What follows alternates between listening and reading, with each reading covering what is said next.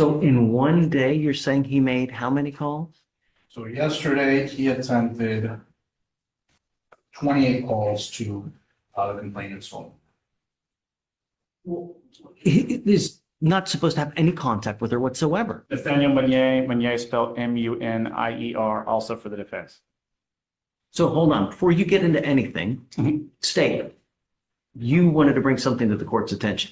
Yes, Judge. So we had received the call that Mr. Wiggins was in violation of the protective order that was in this VPO, and that he was reaching out to the complainant witness in this case. We have checked the jail calls.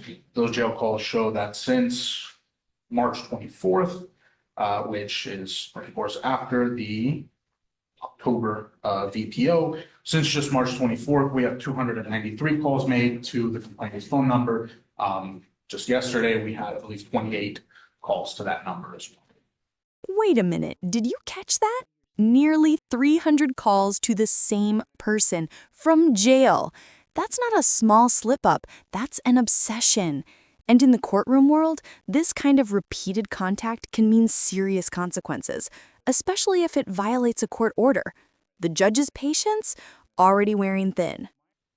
So in one day, you're saying he made how many calls? So yesterday, he attempted 28 calls to the complainant's phone. So, Judge, I'm going to preface this conversation with Miss Edie texted me about 10 minutes ago, so I came up on short notice on this. But my understanding is that there's no longer a protective order in effect because it's been long enough that the protective order. There's a court order for him not to have any contact with her. Are those part of his bond conditions? Yes. My client's not on bond. He is not supposed to have any contact with her whatsoever. I understand, Judge, but the way that this court and other courts in the county have structured those conditions have been bond conditions, which my client is not on a bond. He is in custody.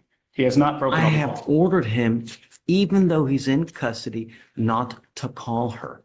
I understand, Judge. Assuming that he had violated some form of a court order that is not a bond condition, I believe the appropriate remedy would be contempt, and which would be a separate criminal proceeding. At the same time, for Ms. Edie talking to me today, it sounds like that the court was going to order ag-seg in the jail, so the formal The only term. way that we can revoke bone privileges on someone is ag-seg. Yes, Judge.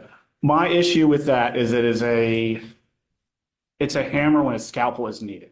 So while I understand that the district attorney's office has alleged that my client is called a victim in this case, there's no protective order in place. The bond conditions are not in effect because he's not on bond. Thus, no crime has taken place. And third to that, Judge, if he's to move to ag-seg, he would not be able to make any phone calls, not just to the victim, but anyone, including counsel, which while we are here on a misdemeanor, he is in custody on a felony and relatively serious felonies.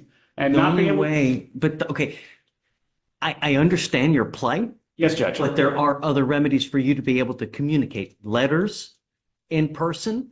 But the only way for me to be able to ensure that the complaining witness is not called is to put him in segregation. That's the only way. Judge, the problem is nobody would be able to be called, including our office as well as his felony attorneys. Letters through the jail are notoriously slow. A letter to my mother who lives in the same city takes 4 days. Add in the jail, you're taking over And a I'm week. willing to put him on the docket one time a week so you guys can have contact. Which the But- problem is, Judge, we would no longer be able to have any form of private contact, and that would only take care of the misdemeanor and not the felony. And not to be impolite, Judge, him having conversations with us are saying, hey, what's going on with the felony? And any jail visits that take place in ag-seg are actually recorded. They're notified by counsel going through the door that those calls are being recorded. I don't have any other option to not prevent Judge, phone calls. This would violate my client's 5th, 6th, 8th, and 14th, off the top of my head, constitutional rights.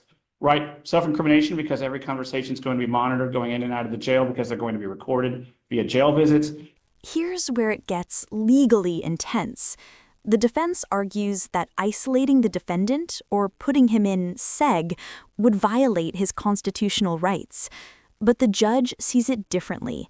Protecting the victim comes first. What do you think? Should freedom of communication ever outweigh victim safety? He will no longer be able to have private visitation inside the courthouse. You can pull them out. You can have private visitation in the rooms It's there. not about me, Judge. It's about felony court. It's a serious issue, but that's the. Why are you 50 worried about felony court?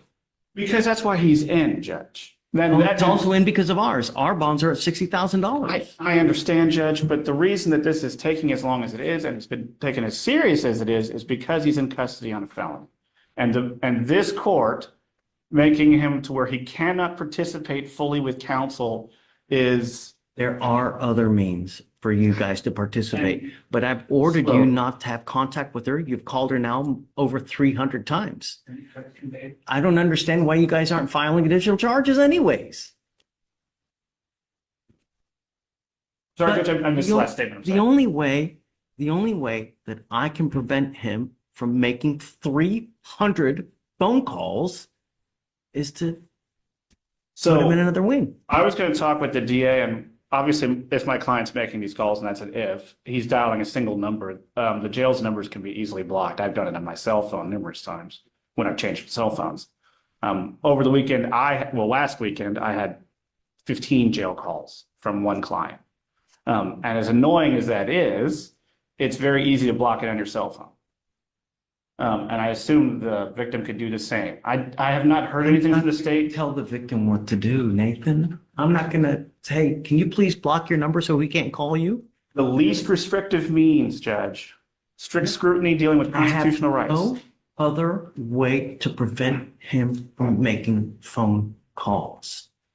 I have acquiesced to you guys before, and I have admonished him before, please don't.